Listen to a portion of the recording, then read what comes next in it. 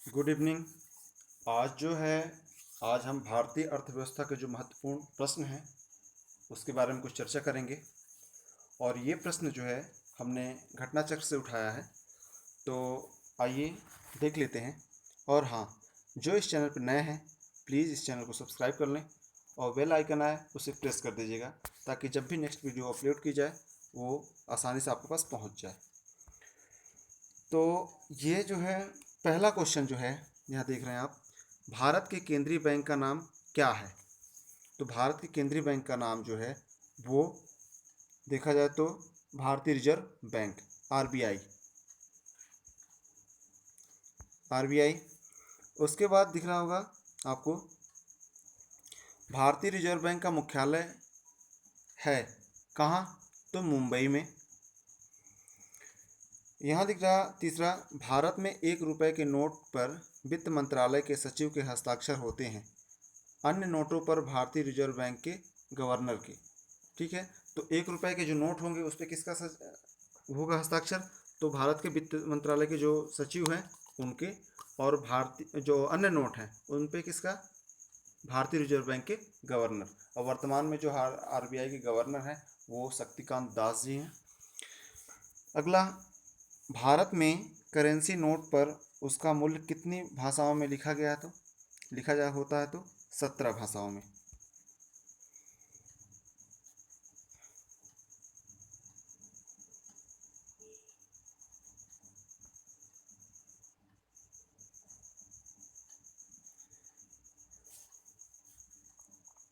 17 भाषाओं में, यहाँ लिखा है 17 भाषाओं में। उसके नीचे, भारत में राष्ट्रीय आय की गणना किस संगठन द्वारा की जाती है? तो केंद्रीय सांख्यिकी संगठन, सीएसओ द्वारा। उसके बाद लिखता है, किसी बैंक में कोई भी व्यक्ति अपना व्यक्तिगत खाता नहीं खोल सकता है। तो ये जो है किसमें? भारतीय रिजर्व बैंक, आरबीआई में। क्यों? क्योंकि ये जो है बैंकों का खाता खुलता है, यहाँ पास बैंकों का बैंक है ये आरबीआई, ना कि व्यक्तियों का। तो इसलिए हमारा खाता या पर्सनली खाता जो है यहाँ पास व्यक्तियों का नहीं खुलता है, बैंकों का खाता खुलता है। उसके बाद, योजना आयोग का अध्यक्ष कौन होता है? तो योजना आयोग, और जो वर्तमान में देखा जाए तो उसके स्थान पे अब नीति आयोग आ गया है। 1 जनवरी 2015 से नीति आयोग चल रहा है। योजना आयोग के स्थान पे नीति आयोग लाया गया था। तो अगर क्वेश्चन आता है कि नीति आयोग की स्थापना कब की गई थी, तो 1 जनवरी 2015 को। उससे उसको जो है उससे पहले योजना आयोग को ख़त्म कर दिया गया था, उसी के स्थान पर नीति आयोग आया है। और नीति आयोग के अध्यक्ष कौन होते हैं? तो प्रधानमंत्री। जो उस समय प्रधानमंत्री होंगे वही होंगे। वर्तमान के प्रधानमंत्री श्री नरेंद्र मोदी जी हैं तो वही होंगे। आगे, भारत में किस विदेशी बैंक की सर्वाधिक शाखाएं कार्यरत हैं? तो स्टैंडर्ड चार्टर्ड बैंक जो है, ब्रिटेन का ये बैंक है, इसकी शाखाएं जो है वो हैं भारत में। अगला, देश में किस भारतीय बैंक की सर्वाधिक शाखाएं हैं? ब्रांचेस। तो ये जो है किसकी हैं? तो भारतीय स्टेट बैंक, जिसको एसबीआई कहते हैं। आगे, भारत का अधिकतम विदेशी व्यापार किस देश के साथ होता है? तो संयुक्त राज्य अमेरिका के साथ।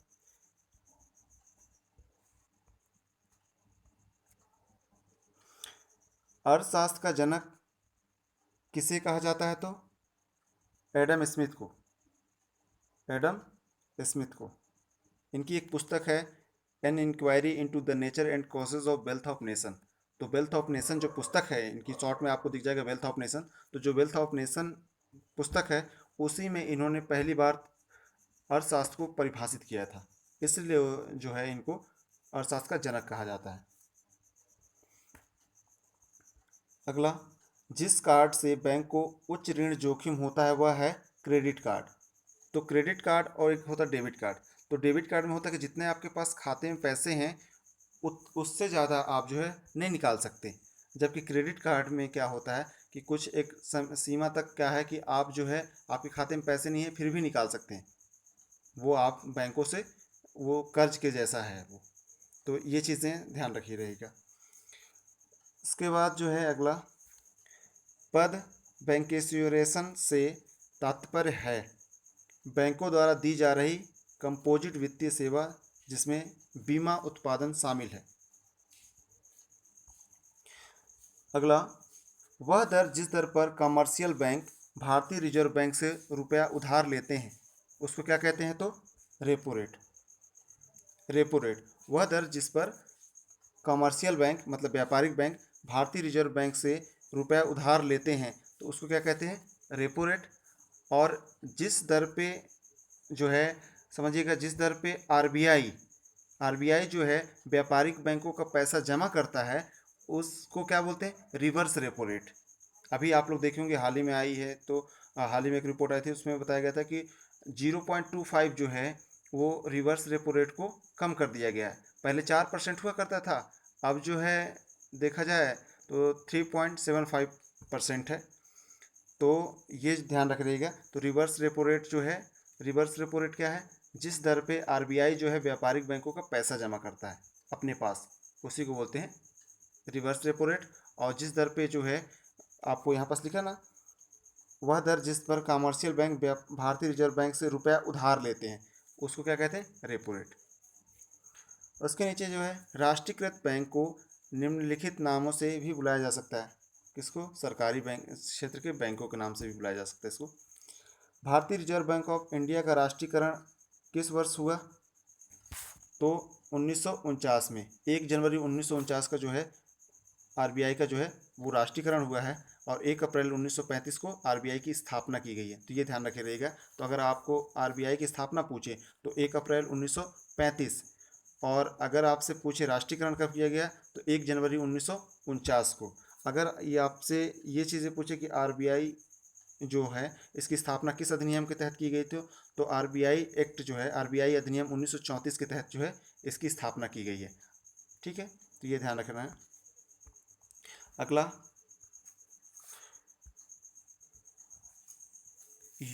यूनिट ट्रस्ट ऑफ इंडिया की स्थापना कब हुई? तो 1964 में, यूटीआई जिसको बोलते हैं। तो कब हुई है? तो 1964। अगला, सार्वजनिक क्षेत्र के बैंकों में कौन सा बैंक सबसे बड़ा बैंक है? तो भारतीय स्टेट बैंक। राष्ट्रीय आवास विकास बैंक किसकी सहयोगी संस्था है? तो भारतीय रिजर्व बैंक की। अगला, अंतर्राष्ट्रीय बाजार में जिस मुद्रा की आपूर्ति मांग की अपेक्षा कम होती है कैसी मुद्रा कहलाती है? तो इसको बोलते हैं हार्ड करेंसी। हार्ड करेंसी जैसे डॉलर। डॉलर क्या होता है कि डॉलर की मांग तो बहुत है लेकिन इसकी उपलब्धता कम है, तो ये क्या हो गई? ये हार्ड करेंसी। और सॉफ्ट करेंसी किसको कहते हैं? जिसकी उपलब्धता अधिक हो और मांग कम हो, उसको सॉफ्ट करेंसी बोलते हैं। और जिसकी उपलब्धता कम हो, उसकी मांग ज़्यादा हो, उसको हार्ड करेंसी कहते हैं। तो ये ध्यान रख लेना। अगला, 1955 में इंपीरियल बैंक का राष्ट्रीयकरण कर दी। किस बैंक की स्थापना की गई? तो state bank of India, SBI की स्थापना की गई थी 1955 में। अंतर्राष्ट्रीय पुनर्निर्माण एवं विकास बैंक को किस अन्य नाम से भी जाना जाता है? विश्व बैंक के नाम से। अगला, क्रिसिल किसका संक्षिप्त रूप है? तो credit rating information services of India limited. ये क्रिसिल जो है, ये जो है क्रेडिट रेटिंग एजेंसी है। ये क्या करता है? ये जो है शेयरों की जो रिस्क है उसको ये भापता है कि कितना ज़्यादा है, किस किस शेयर में कितना ज़्यादा रिस्क है। तो ये जो है ये क्रेडिट रेटिंग एजेंसी है, ये क्रिसल। इसका ये फुल फॉर्म आपको नीचे दिख रहा है। उसके बाद है, किस बैंक ने एटीएम से बिना कार्ड के नगद निकासी की पेशकश की है? तो आईसीआईसीआई बैंक की जो ये। भारत के विदेशी विनिमय संचय का प्रतिरक्षक कौन है? भारतीय रिजर्व बैंक। जो पैसे विदेशों से आते हैं, जो विदेशी मुद्रा है, उसका संचय कहाँ किया जाता है? आरबीआई करता है। अगला, किसी देश का आयात पर लगाए गए कर को क्या कहते हैं? तो टैरिफ कहते हैं। इसको क्या कहेंगे? टैरिफ। आप देखे होंगे जो ट्रेड वार चल रहा था चीन और अमेरिका के बीच में, तो इसी को लेके तो चल रहा था कि जो टैक्स जो है, अगर मान लीजिए चीन का जो वस्तु है अगर अमेरिका में जा रहा है तो अमेरिका उस पर चीन की वस्तुओं पे इतना टैक्स लगा दे रहा कि चीन की वस्तुएं जो है अमेरिका की वस्तु से ज़्यादा महंगी हो जा रही है। ठीक है, तो इस कारण वो बिक नहीं पाती है वहाँ पास। तो ये जो है टैरिफ जो है, अगर कोई आयात कर रहा, मान लीजिए भारत है, भारत अगर कुछ चीज़ें आयात कर रहा और भारत की वस्तु है, भारत में भी वस्तु है, तो अब ये देखा जाएगा कि चीन की वस्तु भारत में न बिके। इसका कारण हम तो रोक नहीं सकते उसको, चीन को, कि नहीं बेचोगे भारत में। क्यों? क्योंकि अगर डब्ल्यूटीओ के नियमों का उल्लंघन होगा, क्योंकि हमने खुली अर्थव्यवस्था अपना रखी है, तो एक दूसरे के यहाँ व्यापार कर सकते हैं। तो अगर चीन हमारे यहाँ व्यापार करने आता है तो हम उसको डायरेक्ट मना नहीं कर सकते कि आप हमारे यहाँ व्यापार नहीं करोगे।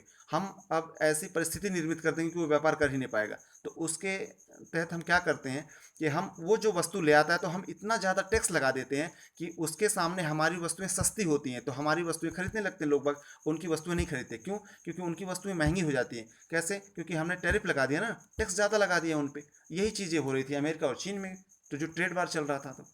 तो ये ध्यान रख लेना, इसीलिए करते हैं वो। अगला, बाजार कीमत पर सकल राष्ट्रीय उत्पाद और साधन कीमत पर सकल राष्ट्रीय उत्पाद का अंतर क्या कहलाता है? ठीक है, तो यहाँ पास लिख रहा है कि बाजार कीमत पर सकल राष्ट्रीय उत्पाद, सकल राष्ट्रीय उत्पाद और साधन कीमत पर सकल राष्ट्रीय उत्पाद का अंतर क्या कहलाता है? तो शुद्ध अप्रत्यक्ष कर, शुद्ध अप्रत्यक्ष कर। कैसे? आप बात समझिएगा। बाजार कीमत पे, अगर बाजार कीमत, जो बाजार की कीमत होती है वो महंगी होती है, ठीक है, महंगी होती है, ठीक है। और साधन लागत, साधन लागत का मतलब ये है कि जिस लागत पे आपने कोई, मान लीजिए कोई वस्तु है, आपने बनाया 5 रुपये में, अब आपने टैक्स वैक्स लगा के उसको 5.5 रुपये में बेच रहे हैं या 6 रुपये में बेच रहे हैं, तो जो आप देखेंगे साधन लागत जो है, जो आप देखेंगे कि बाजार की जो कीमत है, तो बाजार की कीमत तो आपके उत्पादन लागत पे, साधन लागत पे जो है, वो साधन लागत से ज़्यादा होगी। आपका जो मान लीजिए लागत आई 5 रुपये, वो साधन लागत हुआ। लेकिन आपने जो है बाहर जो बेचा, जो बाजार की कीमत है वो 5.5 रुपये रखा, तो जो आपका जो आप जो 50 पैसा है वो आपका कर है। वो क्या है? वो शुद्ध अप्रत्यक्ष कर है। तो ये ध्यान रखे रहना है आपको कि दोनों के बीच को जो है उसको क्या कहेंगे? शुद्ध अप्रत्यक्ष कर। भाई सीधी बात है, आपने जितने पे उत्पादन किया वो साधन लागत हुआ, और आप जो बेच रहे हो, बाजार में जो वस्तुएं बिक रही हैं वो बाजार कीमत हुई, और वो दोनों के बीच का जो पैसा है वो क्या है? वो टैक्स है। ये ध्यान रखिए। अगला, आर्थिक समीक्षा किस मंत्रालय द्वारा प्रस्तुत की जाती है? तो ये किस मंत्रालय द्वारा? वित्त मंत्रालय। अगला, आयकर, निगम कर, व्यय कर, उपहार कर, संपत्ति कर, ब्याज कर, होटल व पर्यटन कर आदि किसके द्वारा आरोपित प्रत्यक्ष कर है? तो ये केंद्र सरकार द्वारा लगाए जाते हैं। ये ध्यान रख लेना। सूती वस्त्र उद्योग के क्षेत्र में भारत का बोस्टन किस नगर को कहा जाता है? तो ये किसको कहा जाता है? अहमदाबाद को। आगे, मनी लॉन्ड्रिंग बिल का उद्देश्य क्या है? तो इसका जो है अवैध रूप से प्राप्त किए गए धन की आवाजाही पर निगरानी रखना। तो जो मनी लॉन्ड्रिंग बिल है उसका उद्देश्य मेन था क्या? अवैध रूप से प्राप्त किए गए धन का आवाजाही पर निगरानी रखना, ठीक है। तो ये होता क्या है कि जैसे हवाला कारोबार, हवाला कारोबार क्या है? जो पैसे का जो है व्यापार, व्यापार जो है पैसे का व्यापार, उसी को हवाला कारोबार कहते हैं। सीधी बात है, वो बिना टैक्स दिए हुए लेन देन करते हैं। तो ये चीज़ें जो है वो उसको बोलते हैं मनी लॉन्ड्रिंग। ये ध्यान रखना। अगला, खाद्य एवं कृषि संगठन FAO का मुख्यालय कहाँ है? तो ये रोम में है, इटली, रोम। मुद्रा संकुचन का कारण होता है वस्तुओं एवं सेवाओं की पूर्ति की तुलना में मुद्रा की पूर्ति में कमी। इस कारण जो है मुद्रा संकुचन होता है। उसके बाद नीचे लिख रहा, राष्ट्रीय कोष में सर्वाधिक धन किस माध्यम से जमा होता है? तो उत्पादन शुल्क, उत्पाद शुल्क जो है उससे। नाबार्ड का तात्पर्य है? तो national bank for agricultural and rural development, ये नाबार्ड का फुल फॉर्म है। अगला, किस राज्य की अर्थव्यवस्था को मनी ऑर्डर अर्थव्यवस्था कहा जाता है? तो उत्तराखंड। ग्रामीण विद्युतीकरण निगम की स्थापना किस वर्ष की गई थी? 1969। मंगला क्या है? तो राजस्थान में एक तेल कुआं है मंगला। ये जो है, ये क्वेश्चन मंगला क्या है, ये क्वेश्चन आ भी चुका है 2018 में MPPSC मेंस में जो है 20 वर्ड में ये पूछा था मंगला, ये ध्यान रख रखिएगा। आगे, एशिया का सर्वप्रथम व्यक्ति कौन है जिसने अर्थशास्त्र का नोबेल पुरस्कार प्राप्त किया है? तो वो कौन है? तो प्रोफेसर अमर्त्य सेन। ये कहाँ के थे? भारत। वैल्यू एंड कैपिटल नामक पुस्तक किसकी रचना है? तो हिक्स की। करेंसी एंड फाइनेंस पर वार्षिक रिपोर्ट का प्रकाशन किया जाता है किसके द्वारा? तो रिजर्व बैंक ऑफ इंडिया के द्वारा, ये ध्यान रख लेना। अगला, नर्सिंग समिति ने देश में बैंकिंग ढांचे को कितने स्तरीय बनाने की संस्तुति की थी? तो 4 स्थिति। आगे, मंदड़िया व तेजड़िया शब्दावली संबंधित है, ये किससे है? तो शेयर बाजार से तेजड़िया और मंदड़िया। जब शेयरों का रेट बढ़ जाए तो उसे तेजड़िया कहते हैं, जब उनके शेयर घट जाए, शेयरों का रेट कम हो जाए तो उसे मंदड़िया कहते हैं, ये ध्यान रख लेना। तो तेजड़िया और मंदड़िया किससे संबंधित है? तो शेयर बाजार से। दलाल स्ट्रीट स्थित है, ये कहाँ है? तो मुंबई में शेयर मार्केट है दलाल स्ट्रीट, वो क्षेत्र है। दलाल स्ट्रीट एक क्षेत्र है जहाँ शेयर बाजार का कारोबार होता है, मुंबई में। भारत का सबसे पुराना स्टॉक एक्सचेंज है बम्बई स्टॉक एक्सचेंज। भारत का सबसे बड़ा म्यूचुअल फंड संगठन है तो unit trust of India, UTI। आगे, वास्तविक राष्ट्रीय आय दर्शाती है स्थिर कीमतों पर राष्ट्रीय आय। तो इस वीडियो में सिर्फ इतना ही। धन्यवाद।